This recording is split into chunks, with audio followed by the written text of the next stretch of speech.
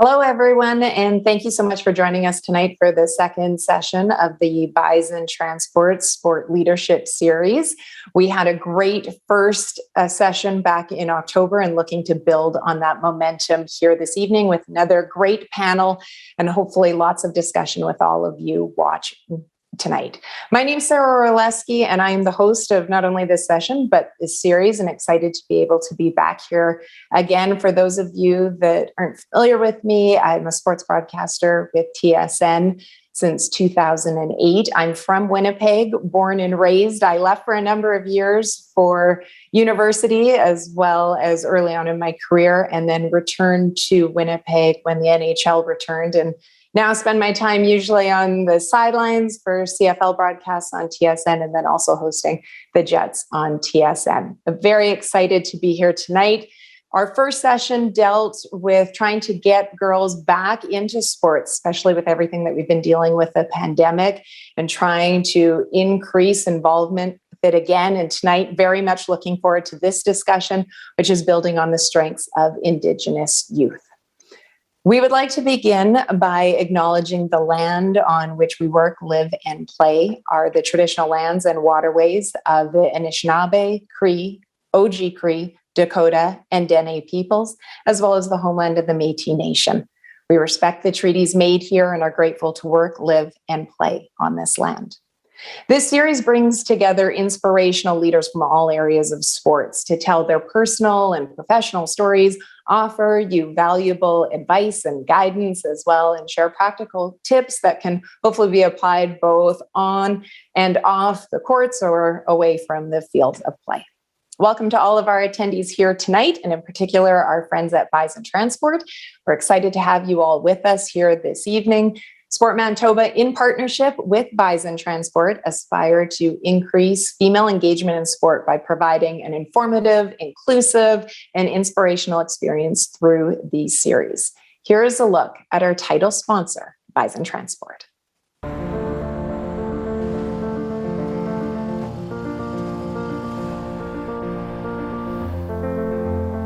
If there's some young women out there who really need some extra advice or support, I would just say keep going. That's the biggest one, because there's going to be so many barriers in your way, and we are good enough. We can do all these things. Love what you do and do what you love. Make sure that you don't let anyone else define you or put you in a box. For every one person that's rude or mean or a bully, there's going to be 100 people that are going to support you. I said the biggest thing is to not limit your scope and not limit your dreams. Know inside yourself what you can do and surround yourself with people who help you achieve those goals.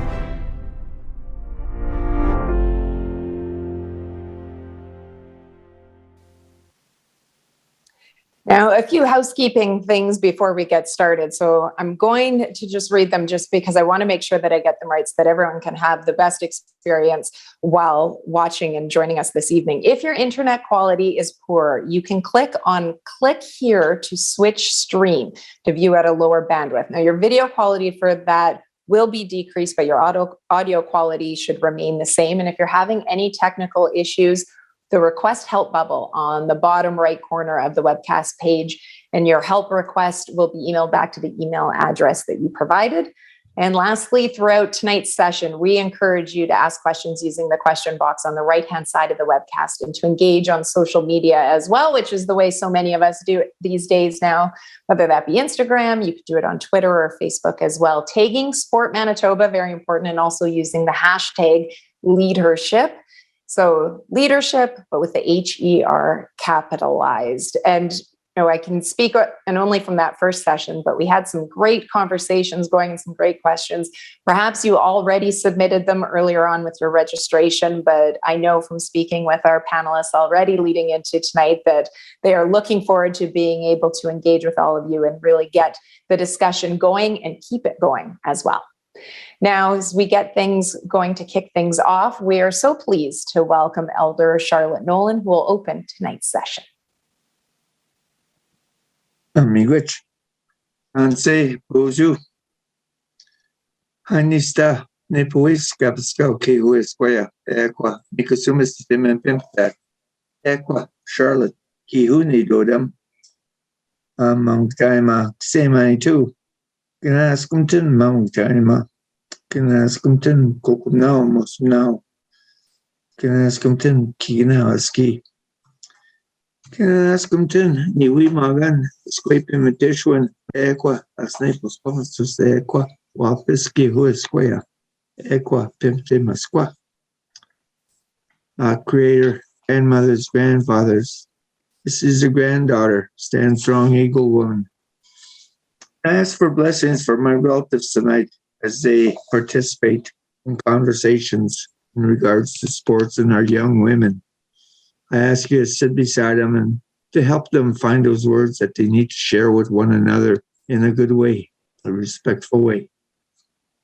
Ask your Creator, grandmothers, grandfathers, bless all of our young women who are in the sports field, and that may their journey be a good one, without any accidents or anything like that, and that they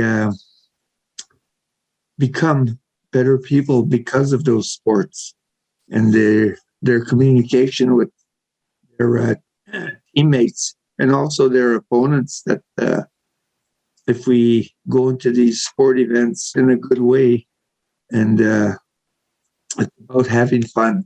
That's one thing that I remember. It was about having fun. So I ask you, Creator, grandmothers, grandfathers, bless all of the people out there this evening and keep them warm and safe, especially the ones who are homeless, that you provide shelter for them. If I've forgotten anything, Creator, please accept them in my solemn prayers.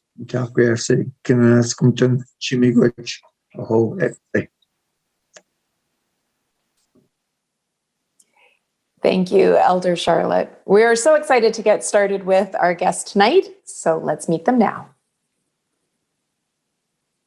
Hi, I'm Sherry Wallenberg, Manager of Driver Recruitment and Retention here at Bison Transport. Lee Spence is a Métis, Muskego, Innu, Escoway, originally from Dene, Innu, and Inuit territory in northern Manitoba, where she was born and raised until furthering her education and sport opportunities in Anishinaabe, Innu, Dakota, Oji Cree territory, and the homelands of the Métis Nation in Winnipeg. Lee builds and nurtures relationships with clients and organizations. She walks alongside others from a strength-based, trauma-informed, and holistic approach. Her passion is to integrate Indigenous knowledge and practices into projects, programs, and policy change, and create and hold space for Indigenous women and youth to speak their truth and create powerful impacts. Lee has a very meaningful connection to the four elements and is committed to creating a world that is abundant and harmonious for future generations. Jessica Guimond is an Anishinaabe from Treaty 1, 3, and 5 territory, Sagkeeng First Nation. She is the youngest of 5 siblings and the only daughter. She had the pleasure of growing up the traditional kinship way of her people, having been raised by both her parents and grandparents. She's honored to be the very first official recreation coordinator in her community.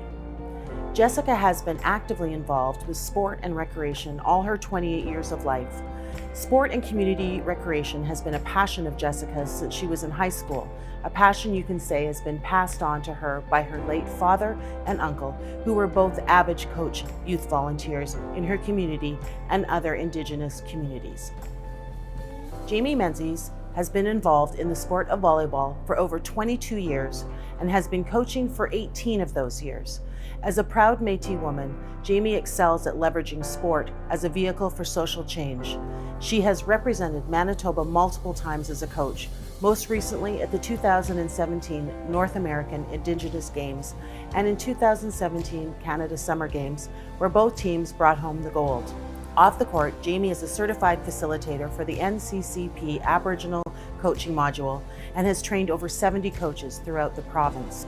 In the 2019-2020 season, she became head coach of the under-19 female team for the 2020 North American Indigenous Games, and she decided to expand her Guimond volleyball club to 2 teams, Jayme is extremely committed to developing athletes in an inclusive environment that empowers individuals and sets precedent in coaching Indigenous athletes.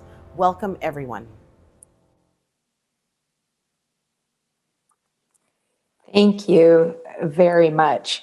Let's get started with this. Over the next 40 minutes, we're going to have a discussion that I was speaking with our panelists beforehand and said that I love when we have a conversation as opposed to just strictly a question and answer sort of period. But that being said, as the host and moderator for this, I will direct it a little bit, but encourage Lee, Jayme, Jessica to feel free to, even if the question isn't directed towards you, please, we want to learn from your experiences and hear your stories. So anything that you can add on to, please feel free to do so. But Lee, I'm going to start with you, and actually it's a broad question, and I'm going to direct it eventually to all three of you as well. But beginning with you, Lee, if you could just tell us maybe a little bit more detail about your experience with sport and recreation.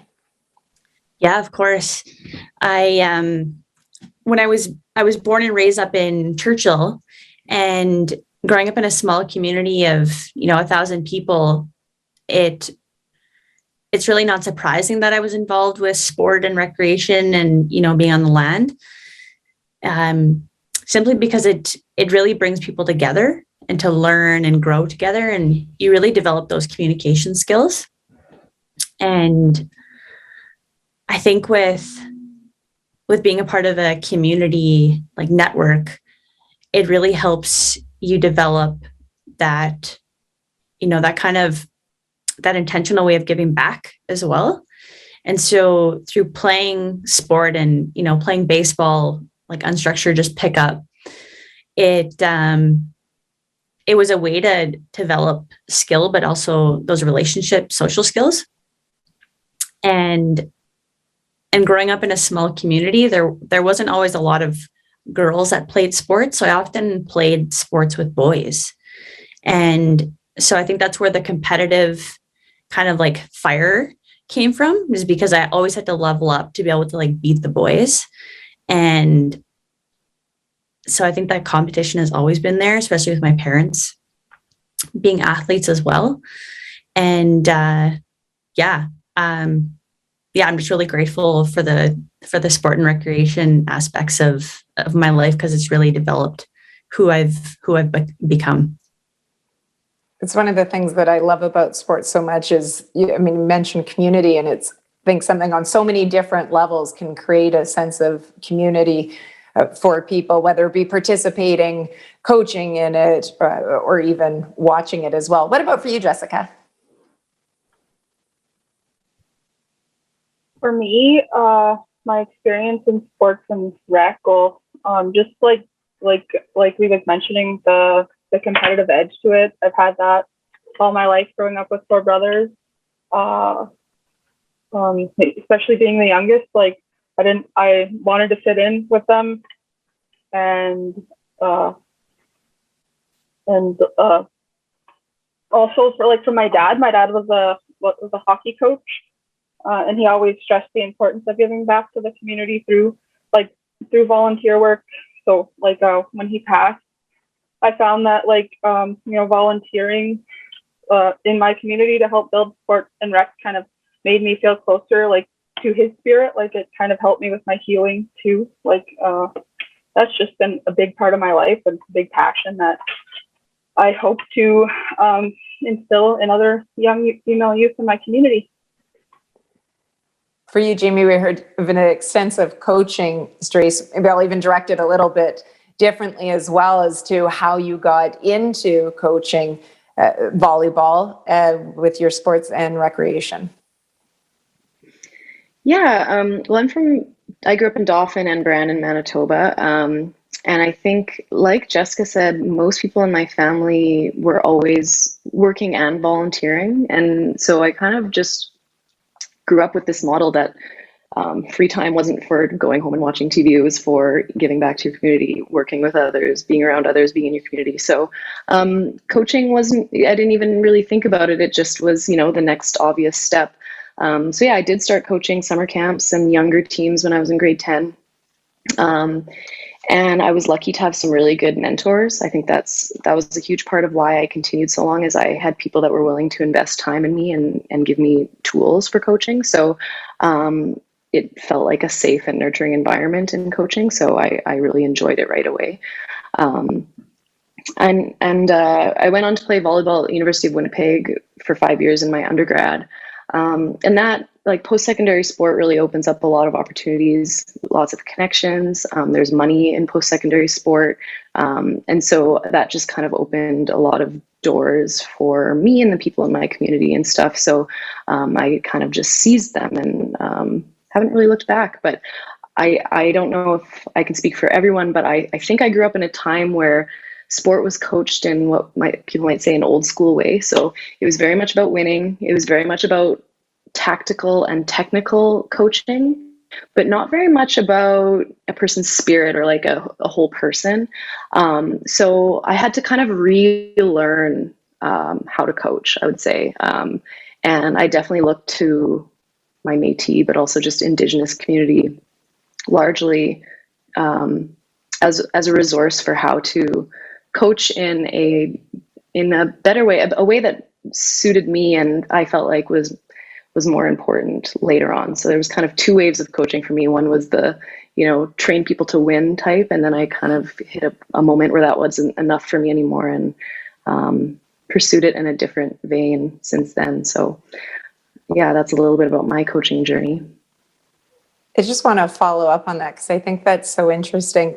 For you, was there a turning point that you can point to where you felt that you wanted to change the way that you approached it? Yeah, I'll try to, I guess this might be a long story, but I went through law school, and I went to law school in order to kind of affect policy in the, Aboriginal and constitutional sort of realm, and learn a little bit about Indigenous legal traditions and stuff. But in the process, I learned about just how harmful, grotesque, how I learned about basically the Indigenous genocide in our country. And that really just threw me in every way that it can, in sport, in other areas of my life. And at that point, the only expertise I felt like I really had was sport, was coaching. So I just felt like, if there's a way that I can actually affect change, it wasn't yet policy. I wasn't like an expert lawyer yet. I wasn't there. I felt like, well, what I have right now, the tools that I have right now are sport, and I want to get in there and, affect little bits of gradual good change through sport. So immediately just reached out to all the resources I have in Indigenous sport and just wanted to get involved, and got involved and just kind of, closed my mouth, opened my ears, and just soaked it all up and tried to learn what I could so that I could contribute to the Indigenous community in the way that I know, which is volleyball. Lee, when you look at it, do you believe that sport and recreation maybe needs to be seen a more holistic approach as opposed to the more maybe traditional sense that Jayme had referenced that a lot of us, I think, grew up with? Yeah. That what Jayme just shared really resonates with me. I also feel like I was, as an athlete and then as a coach and as a ref, I felt like it was like, you got to play to win, like you got to train, you got to practice, you got to ace those skills because you got to be you got to win. And that was a huge thing. And then once, I think as I've gotten older, when I was playing sports in my early 20s to mid 20s, I realized that, we're not just a physical body and a brain, we have a spirit, we have emotions. And I think especially as women and as our bodies develop, honoring those moon times, I think now that I'm in my early 30s, I really wish that I was more aware of honoring my body and my whole spirit going through that moon menstrual period. And I think that that's a great direction moving forward. In making sure that it's an approach in a holistic way, like Jayme said.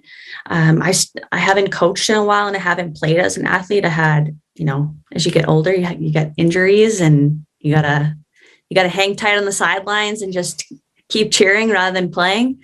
So I think the importance of listening to your body is also a big teaching that sport and recreation has taught me, which is really humbling. And you're often taught to just suck it up and keep going and keep pushing your body until you're injured and you can't play. So it's really cool how your body and how your spirit and your emotions and your spirit really tell you, but it's just a matter of if you're willing to listen or not. And I think those are things that I wish I had as a young athlete, even, around 12, 13, when I started to get my period. I really wish I had that teaching then, but it's inspiring to hear what Jayme's doing with coaching as a holistic process moving forward, and remodeling that and looking at athletes as a whole beings, I think is really inspiring. As I'd mentioned off the top, that the first session that we had done in this series really spoke about trying to get girls back into sports, and just some of the decrease in sports and the concern about it, especially in light of the pandemic. But even beyond that, just the importance of having sports in your life from a variety of different aspects. And Jessica, I wanted to ask, with your experience and the career path that you've chosen as well with this, what is the importance, do you feel, of encouraging females and getting more females to become involved in sports within your community? The importance of sports and recreation in anybody's life is like the physical aspect of it, but also like taking into the holistic approach that Lee and Jayme mentioned too. Like it helps. They kind of like all work together and intertwine. Like I myself, I know like the old school coaching techniques that they're talking about, because like that is why like even myself, like my sport of choice in high school was lacrosse, and I did get a like lacrosse scholarship to go play in the States, but unfortunately like I didn't have, like, it was a partial scholarship that didn't cover the full tuition, so there would have been like a year that I had to stay in shape, and prepare myself for that. And I did try like join our local men's box that I said, my brothers were talented athletes too, and I grew up watching them play lacrosse. So sorry, did I cut out? No? Oh, no, okay, you're sorry. good. You guys are just all so still. Okay, sorry about that.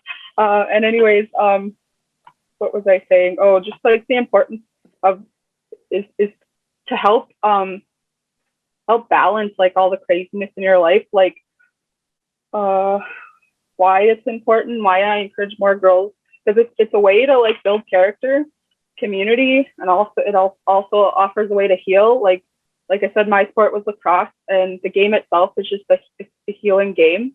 And often, like, it's where I would let my anger out. Like, just like Jayme mentioned, the like grotesque things like that happen in Indigenous history. We're all dealing with that trauma that came from it. So, like, sport and recreation kind of help heal that. It's offer a way to heal yourself from that trauma, I think. So how do you hope to promote and include more females into sport through your role? I'm actually like working on a female sport mentorship program, like specific for my community, because like my position is just specifically for youth in my community. So like that's my way of trying to like bring back sports for females in my community, is to hopefully like through this mentorship program get like inspire the young girls to give sport a try, because like there's so much negative experiences in it, and I want to kind of show them that there is some positive to it. You just gotta kind of remain resilient when you're facing those negative and the adversity of playing sports or recreation. And yeah, I hope my program works. Like I'm hoping to work with other community female athletes in their sports, and encourage, get them trained and build their confidence in teaching it, and hopefully grow more female sports teams in our community. So I love the idea, and I think mentorship can be such a positive experience in so many different avenues of our life. I'm a huge supporter of having mentors all over. Jayme, I'd love to know your perspective as well. And again, just coming at it from a coach's perspective with it, of trying to include and just trying to promote the growth of sports within the community. Yeah, well, I love what Jessica's doing. I'm really excited to stay in touch and hear how that goes. I mean, I think that training young leaders is a huge part. I mean, statistically, but also we all just see in our sport worlds that not only do female athletes drop off as they age, but the number of female or gender diverse coaches versus male coaches out there is so lopsided, and it's even difficult to get a female coach for a female team. And so there's a million social and racial reasons for that. But in one way that we can all help is if we feel like we have some expertise, we can bring young mentees underneath us and teach them what we know. I mean, I won't claim to be an expert in every area of coaching, but what I do know, I want to share so that, and build females up around me that are not necessarily younger than me, but just that haven't been given an opportunity, and just kind of give them a comfortable space to flex their skills at it and give them a try. And maybe it won't take for everybody, but the more female coaches or gender diverse coaches that we can have out there, then young females are seeing, in our case, Indigenous females in positions of leadership, and just representation matters and affects a person's identity and can shift their self-esteem just by seeing. I mean, Sarah, as well, in your position, you were one of the first females in your role, and that must have come with many hurdles and difficulties, but now it's more common, and it starts with one person being there, and then the others can dream and believe that they can get there too. So I try to balance how much I'm investing in athletes and how much I'm investing in young leaders and future coaches, because I think both benefit each other and both are essential, both are mutually beneficial to each other. So I'm really excited to hear what Jessica's doing, because I think building leadership is a huge one. Can you expand on that, Lee, as well, just from your perspective? Sorry, what was the question? I was listening to Jayme. I was like,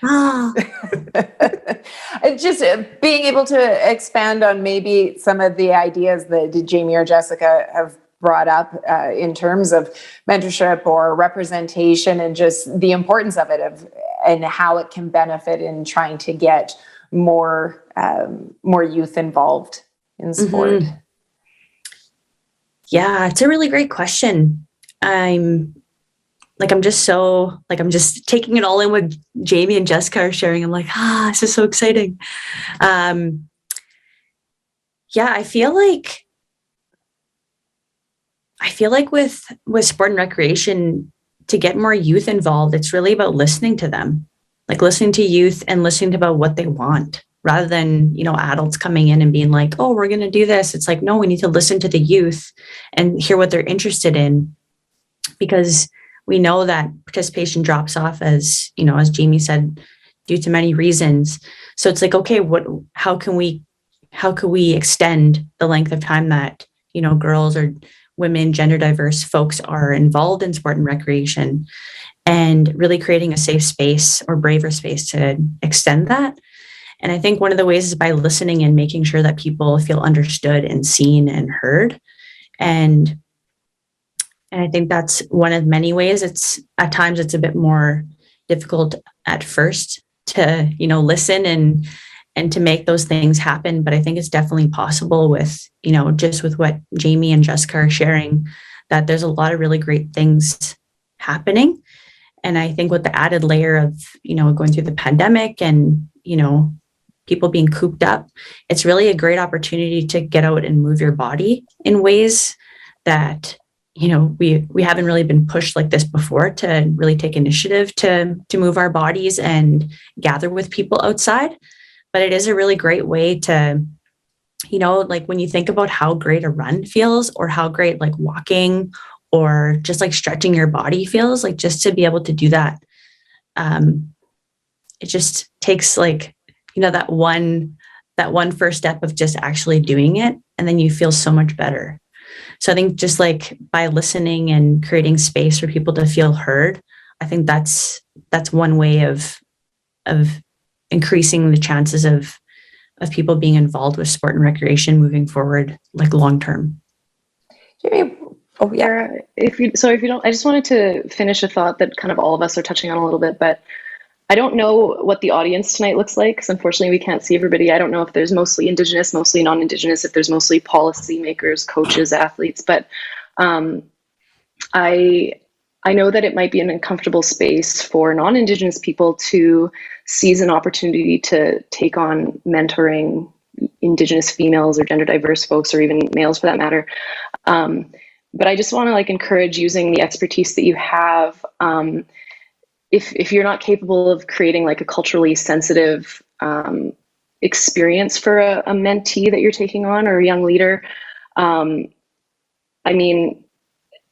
guess we've had centuries of Indigenous females being silenced. And I think that even if you don't have a direct connection to Indigenous culture, you can still just create a space for Indigenous voices to be heard and Indigenous people to be involved. So, ideally there would be culturally sensitive and culturally safe and Indigenous run organizations that mentor Indigenous people. But even if there are non-Indigenous people tuning in tonight and wondering, oh, how can I do that?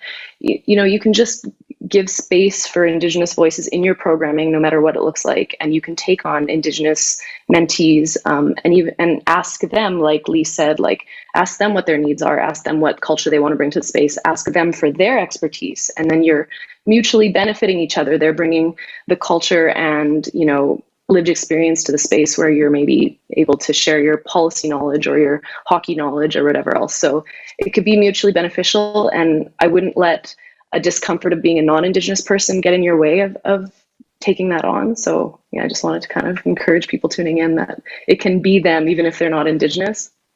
Mm-hmm. Yeah, a great addition to a great point to make as well. Jayme, I'm going to ask you potentially a somewhat loaded question, in depth one, but when you look at youth and athletes, in your experience, and this is a generalization, so keep that in mind, but do you find that we don't treat all youth and athletes the same? And if not, why do you think that's the case? I think I have two answers to that. So on one hand, it's unequivocally we treat people differently based on race in this country. There's just no question there. And that is learned behavior, but it's also just residual effects of colonialism that comes with racism and, destroying families and communities for centuries. So we've treated people differently systemically through policy, but also relationally, and that's just unequivocally true. On the other hand, I think what we do in sport and in a lot of programming is treat everyone the same despite that context. So I think in sport programs, since that's what we're talking about, it doesn't do anybody any, I guess what I'm trying to get at is the difference between equal and equity. So you can treat everybody equally, but people are coming from different contexts and have different needs. So true substantial equity requires that we even the playing field with whatever expertise or resources we have. So I know there's this classic example that's taught in psychology 101 and courses and stuff. If you had a team of people and you gave them all free shoes, but they were all size 10, that's not going to benefit all of them the same. There might be 3 people with size 10 feet and that's going to benefit them. But so that's equality. You're giving them all shoes, but you're not actually addressing the you're not actually leveling the playing field, because a size 10 shoe doesn't fit everybody. So we've all spoken about this holistic model. That's what holistic model is all about, is individualized and unique relationships with every single person, and not just like a blanket program that has to fit everybody. Everybody comes from a different space, and we have to treat people differently for them to thrive. So athletes or Indigenous people are treated differently from a number of directions. And as such, we have to treat them differently depending on context. And that's not just for Indigenous youth, of course, or Indigenous athletes. That goes across the board.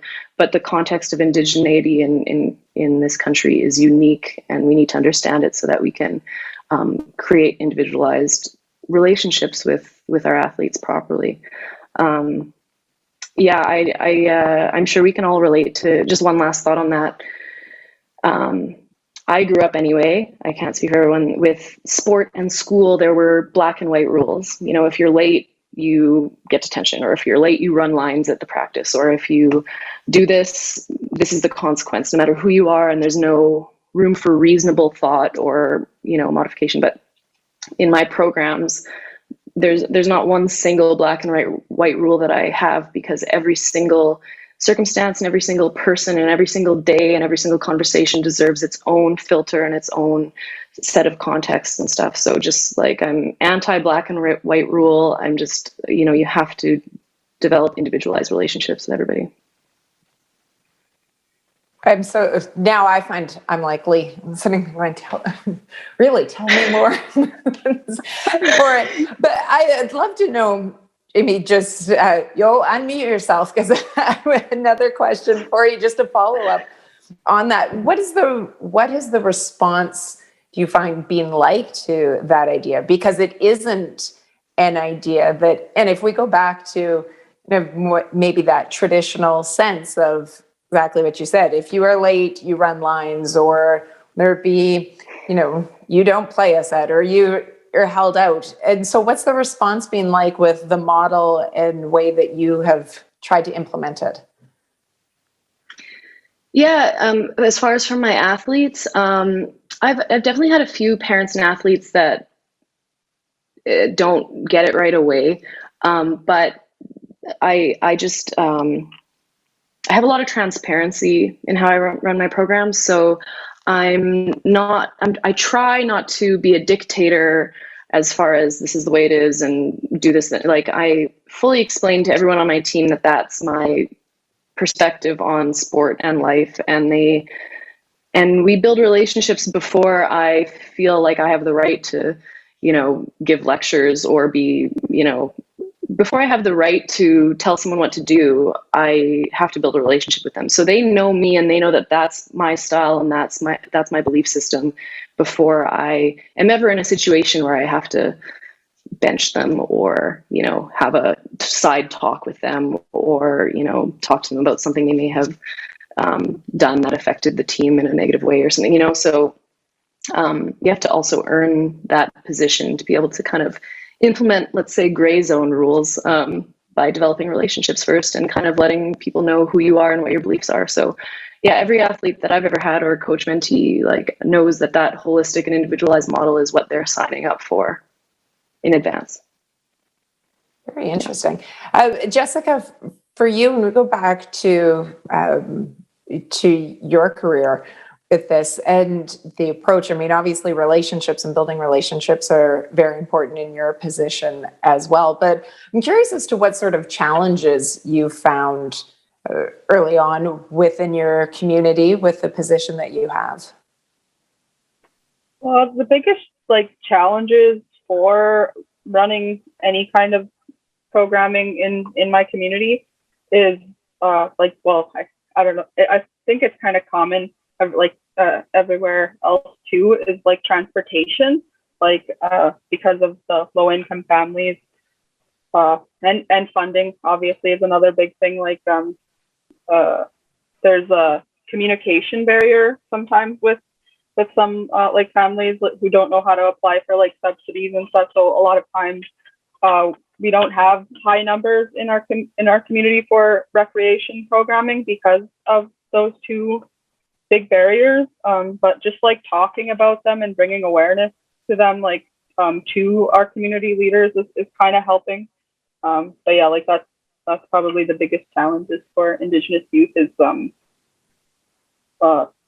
transportation and funding. Yeah, I think that, it's because you look at transportation and funding actually was a conversation in the first session that we had as well. It was a topic that had come up as well about something that was posing challenges for trying to get some people and some youth involved in sports for it. Lee, what can you tell us about your experience? I asked you earlier when we started off about your experience in sport and recreation, but specifically in Indigenous communities, the urban one too, what you found the experience to be like, and maybe in challenges that you found along with it. Mm-hmm. Yeah, so I think something common that, that I went through, that a lot of people go through, especially athletes, is when growing up in a small community of 1,000 people up in Churchill, there's, like Jessica said, there's a handful of girls to create a team. And then, there's, phys ed teachers that come and go year to year. They come up there and do a stint and then they leave. So the consistency there, the qualified coaches at, top level that have the connections to building those skills for camps. So those things are a reality in the North and a lot of smaller communities outside of Winnipeg. And then because my mom grew up in Winnipeg and has family here, I went from Churchill to Winnipeg for high school, and I started high school at Vincent Massey in grade 11. And, coming from the North, and I had an accent. I didn't give a heck about, fashion. And coming grade 11 being like, okay, there's a lot of city people here. Okay, this is how we do it. And then, having to make friends and play on sports teams that were like, they were so good. And I made the team, but I didn't play a lot. And two of the sports that I succeeded in was badminton and team handball. And when I was 16 to play team handball and made the provincial team, that was kind of like my vehicle of, teammates, because playing team handball, it's all girls, all women. And it's a contact sport. So like Jessica said, like it was a sport that I could like release anger and rage and, built up emotions. And it was fun. Like you were sweating and you were joking around, goofing off with your friends. And I think it was like I was one of two maybe Indigenous women on the team. And there was one other girl of color, and the rest were all white girls. And I think that like that's common. It's common when you come from a smaller community, you move to the city, and you're one of not many Indigenous people or kids on sports teams, and it's a really uncomfortable experience, or it was for me. And there was a point in time where my dad's like, "Do you want to come home?" And I'm like, "No, like I gotta stay." And so it's like it's like really tough, like epiphany or like pivotal moments where you're like, do I want to give in or do I want to keep pushing? Because I know that this is worth it.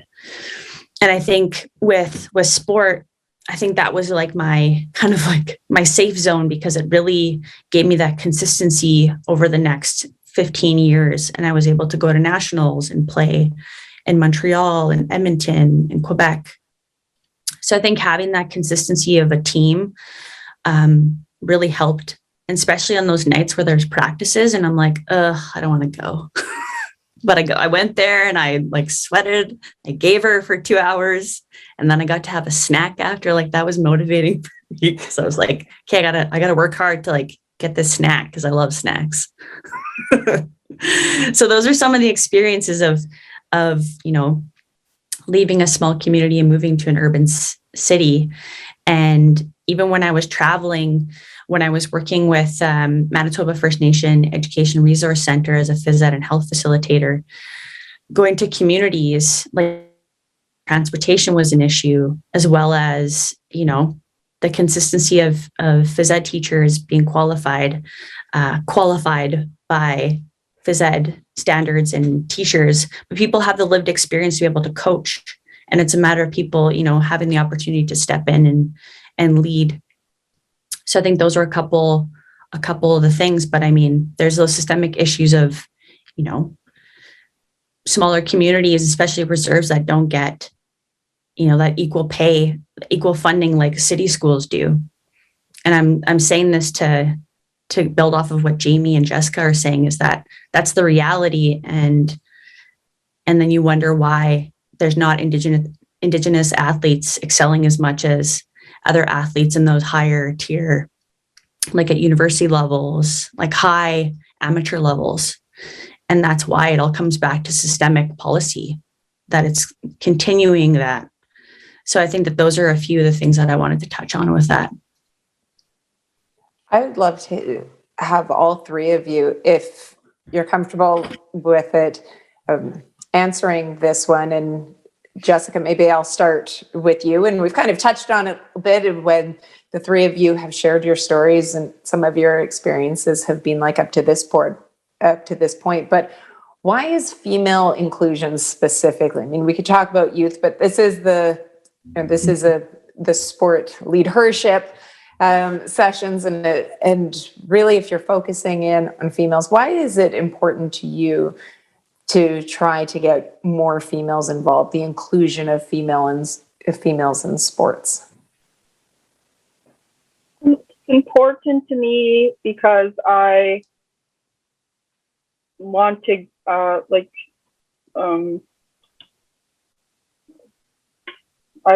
want how Jayme what Jayme mentioned about just the experience of it, there's so much benefits to it, and just to me, it could kind of help you deal with lots, I guess for the mental health aspect of it is why it's so important to me, because I know that's a big common thing that's in this this new generation is mental health, and I just know that it would help not only build community and connections, but also help heal your mental health, not just your mental health, your physical health too. There's so much benefits to it. That's why it was so important to me to switch career paths and try give some young females in my community someone to look up to, because growing up we didn't have any females to look up to, aside from Haley Wickenheiser, I guess, if you were a hockey fan. But yeah, it's just, that's the main importance for me is the mental health aspect to it.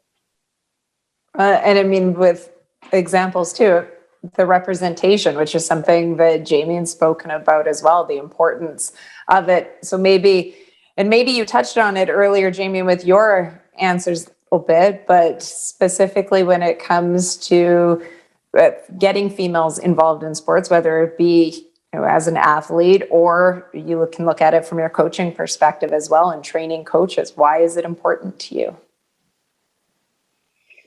Yeah, there's kind of a personal answer, but also more of a bigger picture answer too. If you look at, we can look at global statistics or national statistics or local statistics, no matter which way you splice it. Indigenous women experience the highest rates of poverty, lowest employment rates. They're the highest. I'm sorry if this triggers anyone. I guess I just feel like we can go to this serious place, but greatest rate of sex trafficking, people experiencing homelessness. These stats affect Indigenous women, girls, and gender diverse people at the highest rates, across the planet. And it's no exception in Manitoba. In fact, it's worse in Manitoba than almost anywhere else in our country. So, even if you're just looking at it statistically or from a policy standpoint without any personal relationships there, that alone is reason to invest in that demographic.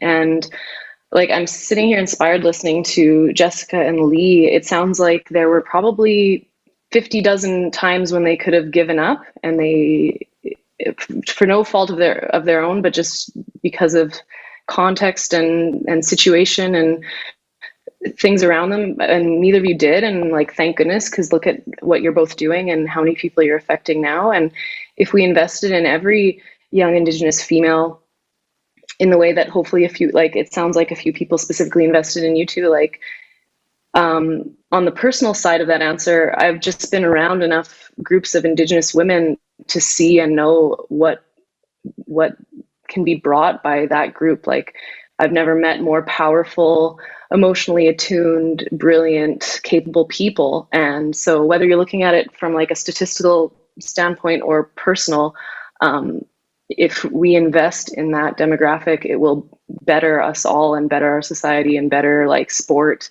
And yeah, I've one last thought on that. Like, I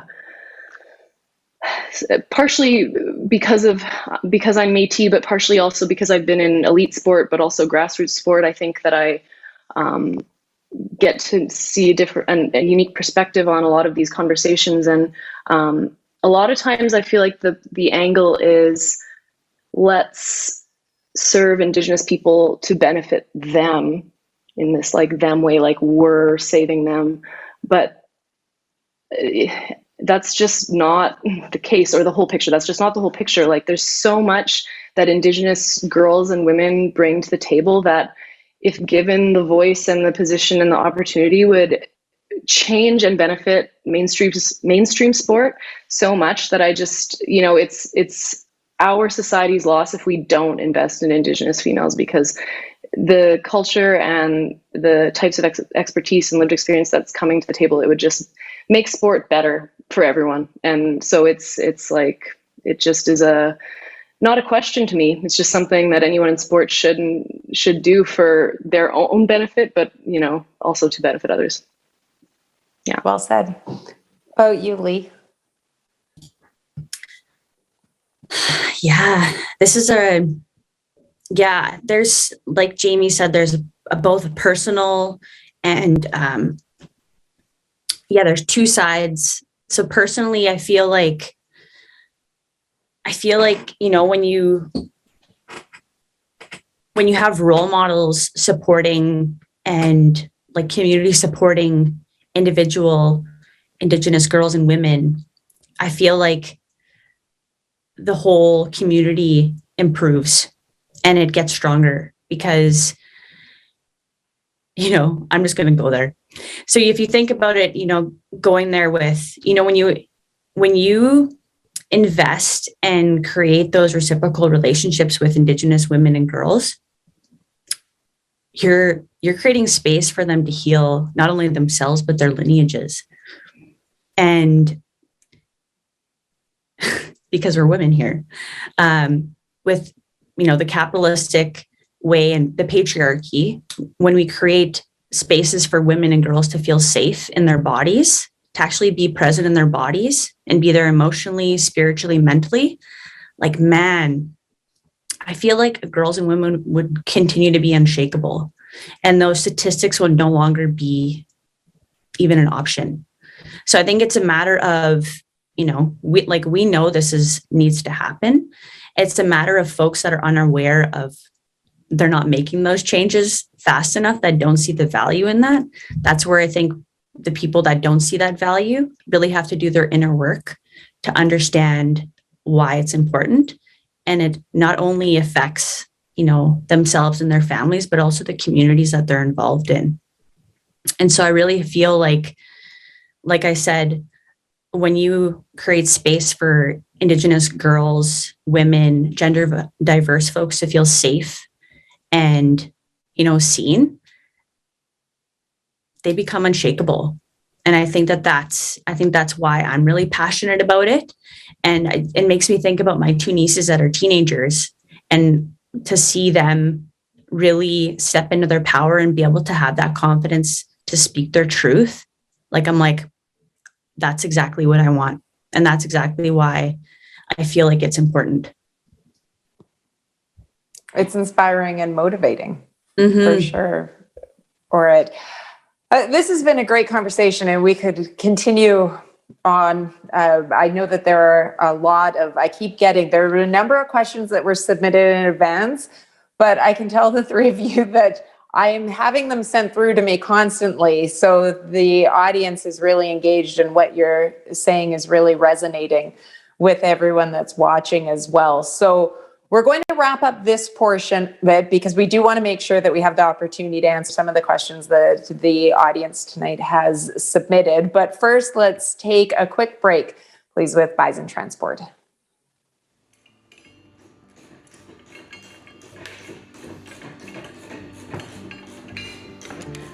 So I was at the top of the track, and you can just see going into corner one, it's just, it dives down, and you can't see anything else. And you just know, okay, this is going to be intense. And went down. It felt like I got thrown around in a garbage can. That's the best way I could describe it. And just the pressures are really, really tough, and they just drag you down to the bottom of the sled. You can't see anything.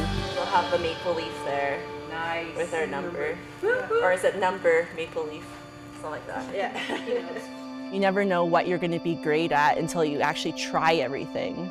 And just because there's maybe not socially accepted to do something, it doesn't matter. You got to still try that, because it could bring you to Olympics, or it could bring you to wherever you need to go, and you're going to be really happy.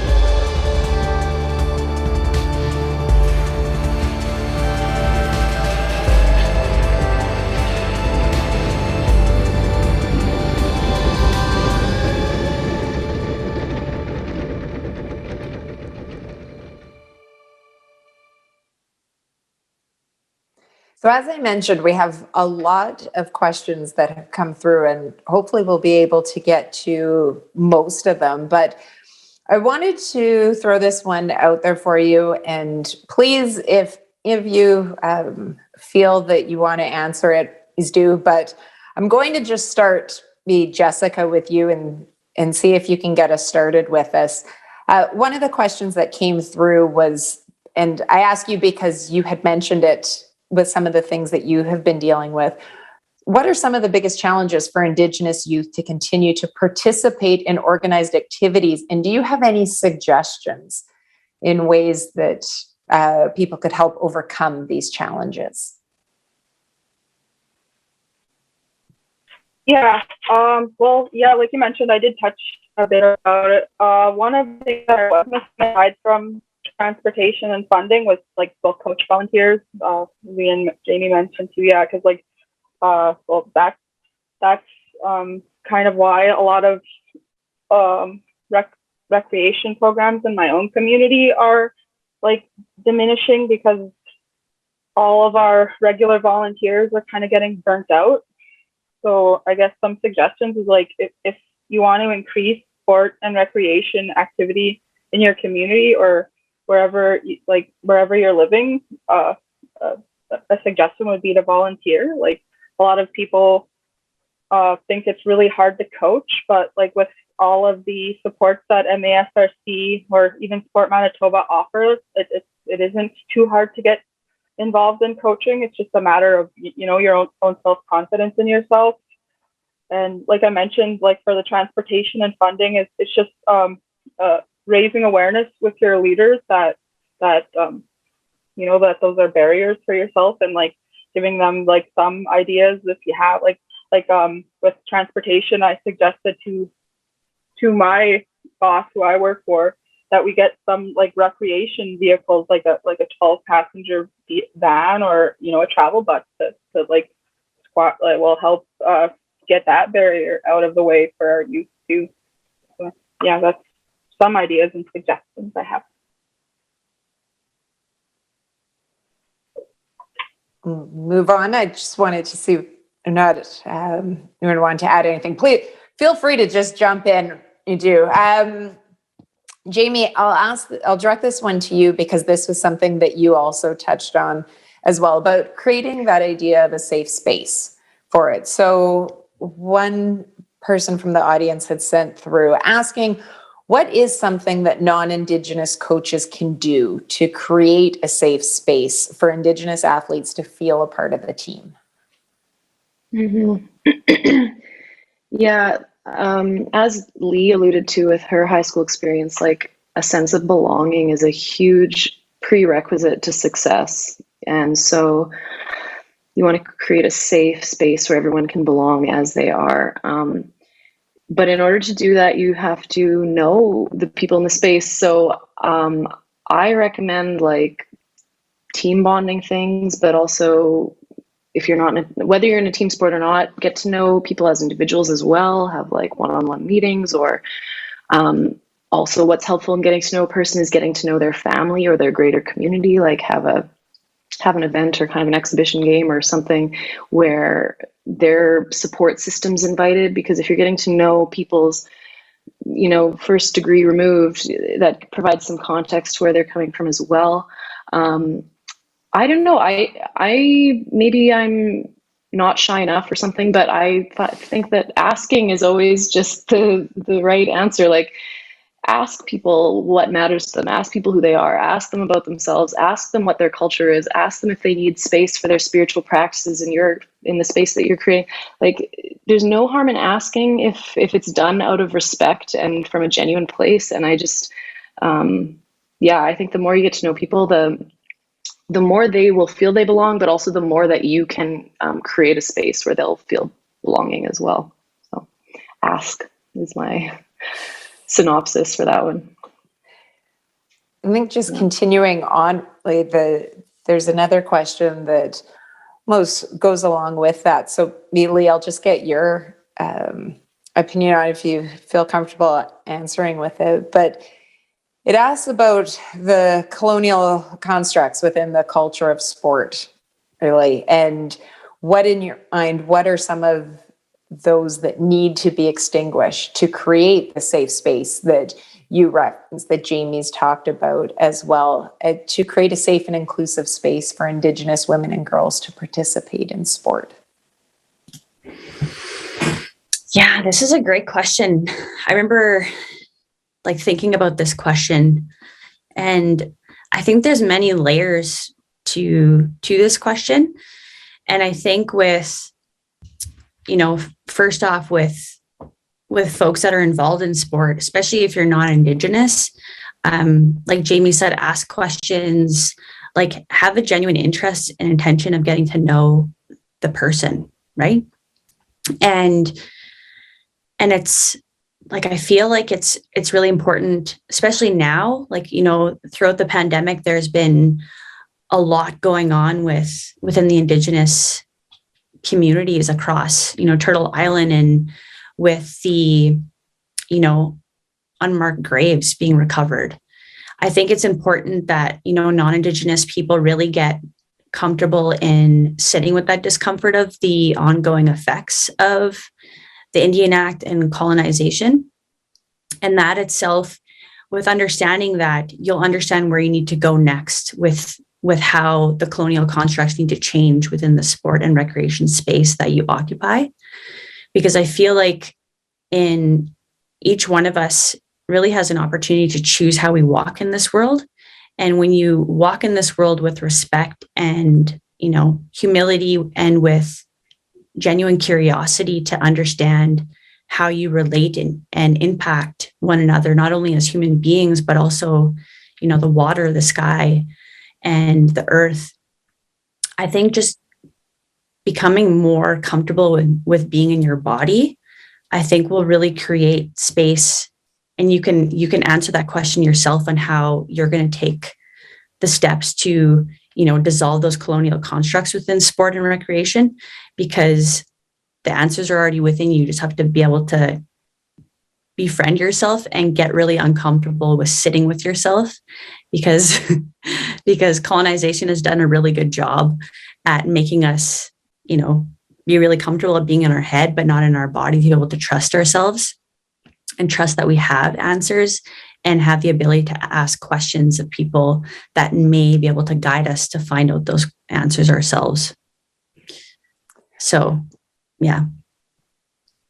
I'm going to and put this out to the three of you. So whomever would like to answer it or answer first, please do. But one of the questions asked, and this was sent in with the registration, was wanting to know, when you look at educators, what can they do in your mind to reduce barriers for Indigenous youth in sport? I've seen that question. I have some answers to it. Like for educators, one would be supportive. Like I'm actually going to school to pursue my teaching degree. So like I know from working in the school system that some teachers tend to use excluding exercise or gym class as a source of punishment. So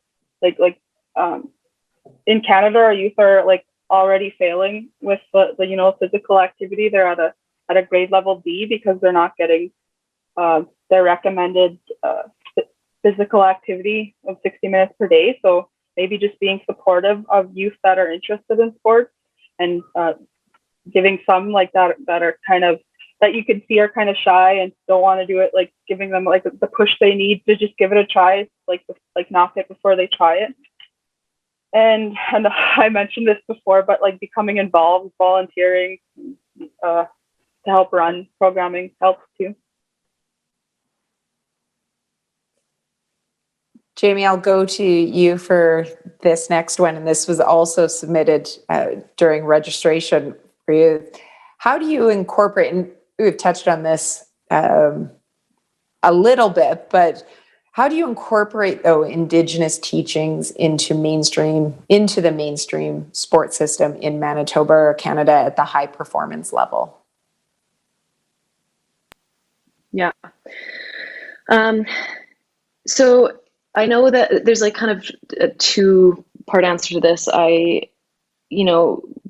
What maybe we most readily consider Indigenous culture, we think of powwows or, the ceinture or like the Métis sash or smudging and sweats. And those are all incredibly important for Indigenous people, certainly. And I believe there's a way to incorporate that into mainstream sport, elite sport also. But that also requires kind of an expertise and a comfort in it, and maybe like an Indigenous people to lead that. And that I can see how that would be intimidating by non-Indigenous people, or even Indigenous people that, had their culture taken from them. But kind of a simpler way,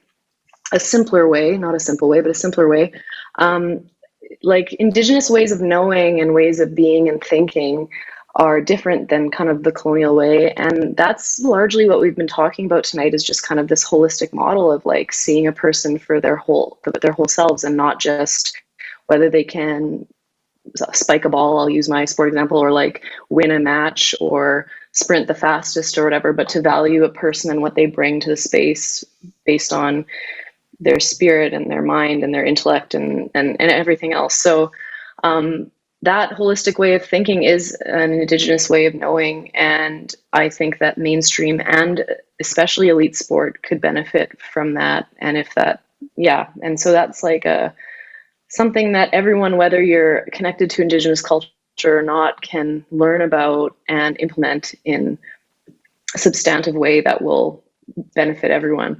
As for the more traditional Indigenous cultural elements, I would not probably recommend that non-Indigenous people do that, but I would recommend creating spaces in your programs for Indigenous people. I can provide a few examples. Like you can, the college that I work at, we just consulted with a number of Indigenous people to have them design our jerseys. We have Indigenous designs on our jerseys. We do like the matches that we have during Indigenous Heritage Month or whatever.